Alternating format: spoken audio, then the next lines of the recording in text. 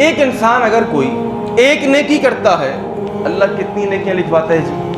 10 نیکیاں لکھواتا ہے۔ قرآن مجید کی آیت ہے من جاء بالحسنۃ فلہ عشر امثالها۔ کوئی انسان ایک نیکی کرتا ہے تو فرشتے پوچھتے ہیں اللہ کیا کریں، کیا لکھیں، رجسٹر میں لکھ دیں اس بندے نے ایک نیکی کی، ایک نیکی لکھ دی۔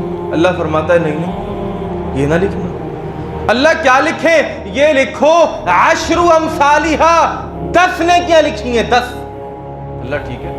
ومن جاء بالسیئۃ فلا یجزا الا مثلها۔ اللہ اس نے گناہ کیا ہے، کوئی بدی کا کام کیا ہے، کیا لکھیں؟ 10 گناہ کر لیے۔ اللہ فرماتا ہے نہیں، لکھو ایک گناہ کیا ہے بس۔ یہ اللہ کی رحمت ہے کہ اللہ نے نیکیوں میں دھائیاں رکھی ہیں، جملہ ضائع نہ ہو جائے، اللہ نے نیکیوں میں دھائیاں رکھی ہیں اور بدیوں کے اندر اکائیاں رکھی ہیں۔ یہ اللہ کی رحمت ہے۔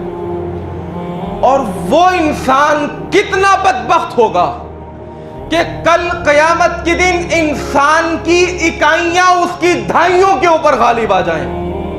ایک نیکی کی 10 نیکیاں مل گئیں، 2 نیکیاں کی 20 ہو گئیں، 3 کی 30 کی ہو گئیں، 5 کی 50 ہو گئیں۔ یہاں پر ایک گناہ لکھا گیا، ایک گناہ، 5 گناہ کیے تو 5 گناہ لکھے گئے۔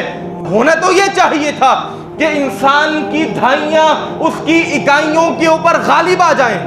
نہ بدبخت انسان ہوگا کہ جس کی اکائیاں اس کی دھائیوں کے اوپر غالب آ جائیں۔